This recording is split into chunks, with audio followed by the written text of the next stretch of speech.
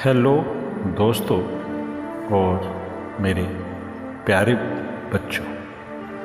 आज संडे है। संडे का टाइम पास करने के लिए आपको मैं एक नई कहानी सुनाता हूँ।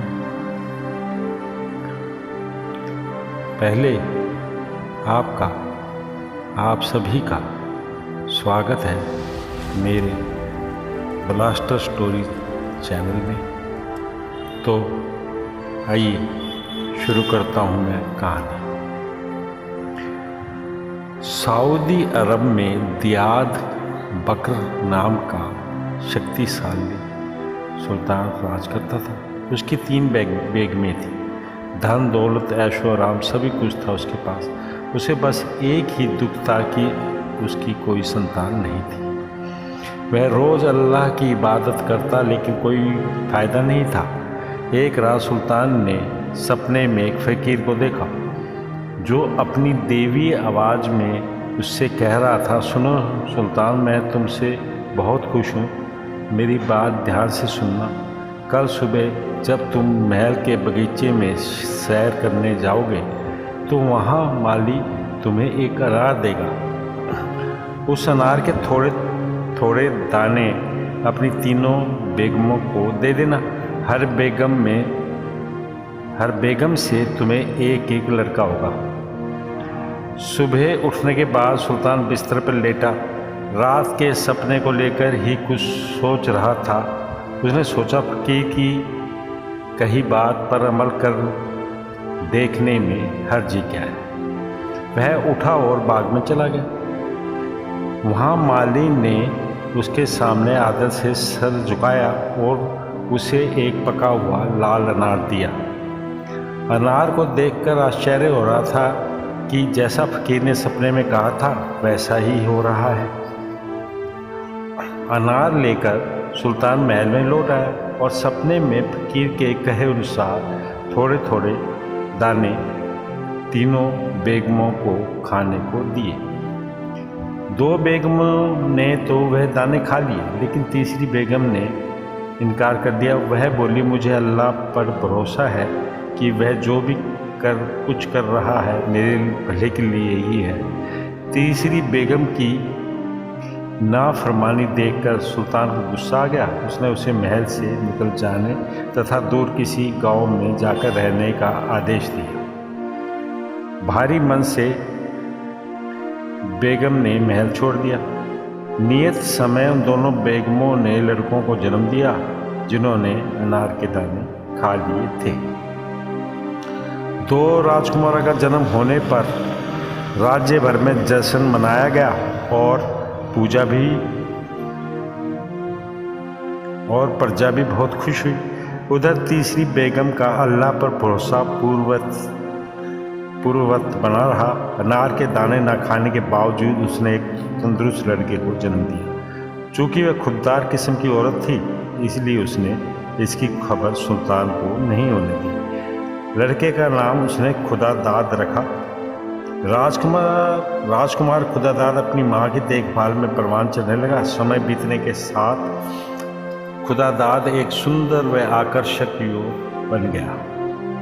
वह ताकतवर होने के साथ साथ बहादुर भी था और बुद्धिमान भी।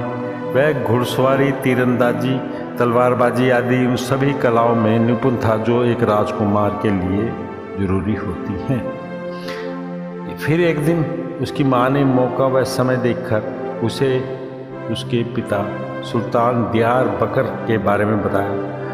एक दिन खुदादाद अपनी माँ से बोला, मैं तुमसे अनुरोध करता हूँ कि मुझे अपनी योग्यताओं को परखने का मौका दो।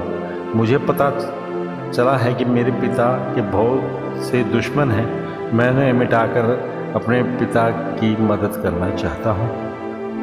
तभी मैं सुल्तान को उनके पुत्र के रूप में अपना परिचय दे पाऊँगा। इसलिए मुझे जाने की इजाज़त दो। पहले तो तीसरी बेगम हिचकिचाई लेकिन उसकी बहादुरी तथा बुद्धिमानी व ताकत पर भरोसा कर उसने खुदादाद को जाने की इजाज़त दे दी। वह बोली, मुझे तुम पर नाज है बेटे, मुझे विश्वास है तुम अपने पिता के दुश्मनों का सफाया करके उनका नाम रोशन करोगे। जाओ, अल्लाह तुम्हारी निगरानी करेगा और तुम्हें तुम्हारे मकसद में कामयाब करेगा।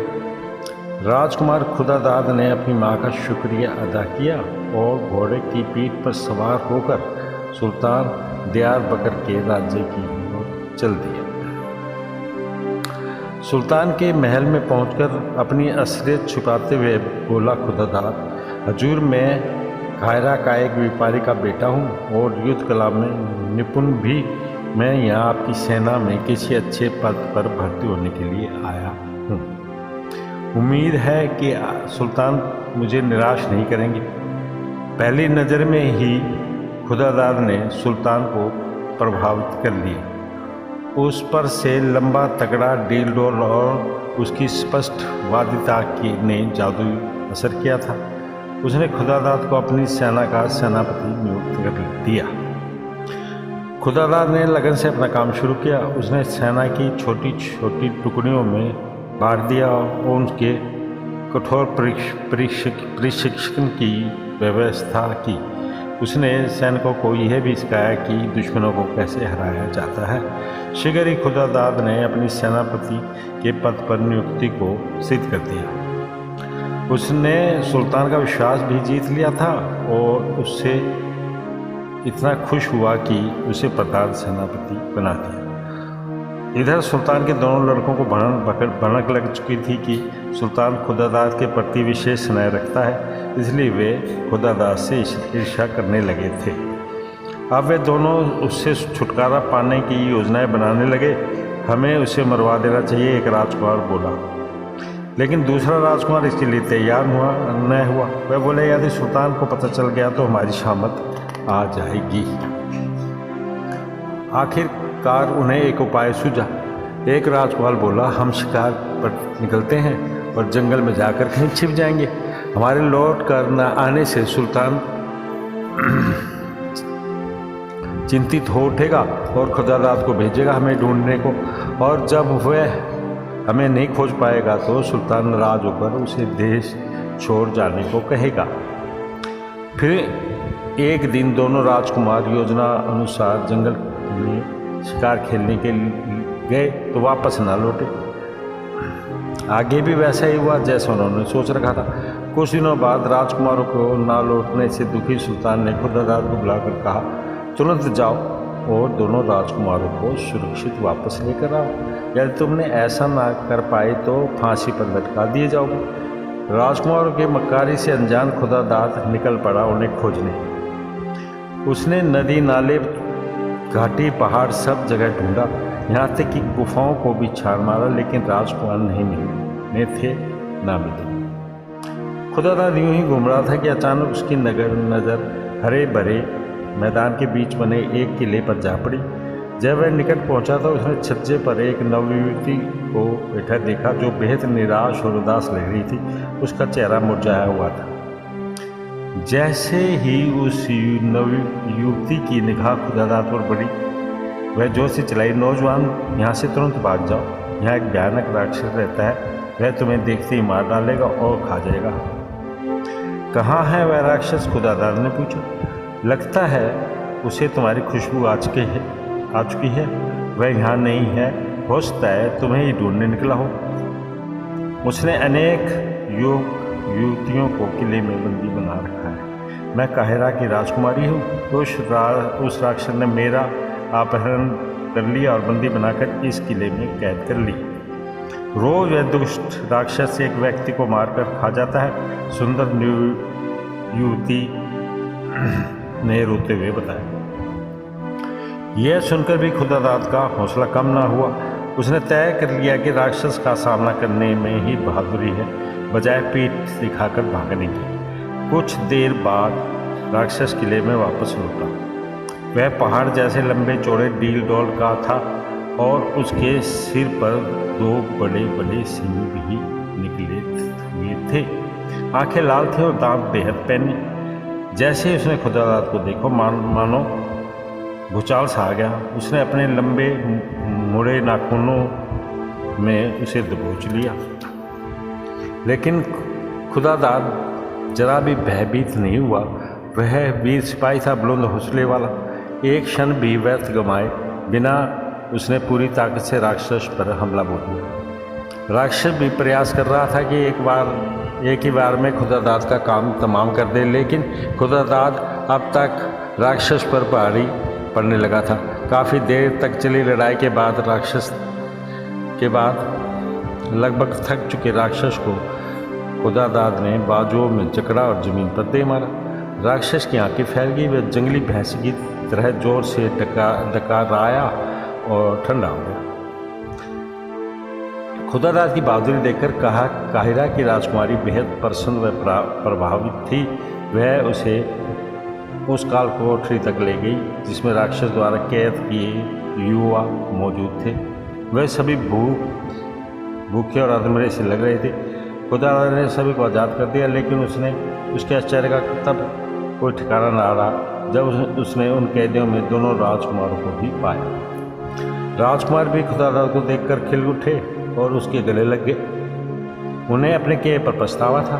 विजय की आभा चेहरे पर लिए खुदादाद दोनों राजकुमारों तथा काहिरा की राजकुमारी को साथ लेकर सुल्तान दियार बकर के पास पहुंचा।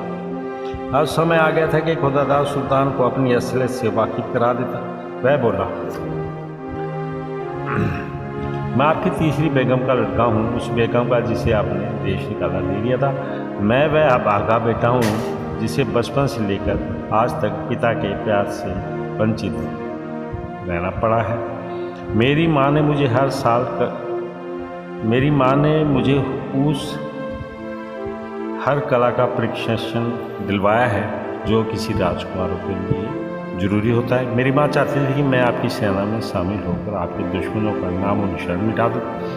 वह यह भी चाहती थी कि मैं आपका लायक बेटा बनकर ही आपके सामने आऊं, और कुछ ऐसा ही मैंने कर भी दिखाया है। इसके बाद खुदादाद ने किले में घटी पूरी कहानी कह सुनाई और यह भी बताया कि वह कैसे उसने उस राक्षस का अंत किया। यह जानकर सुल्तान की खुशी का पारावार ना रहा जब उसे मालूम पड़ा कि खुदादाद जैसा बहादुर व साहसी युवक उसी का बेटा है।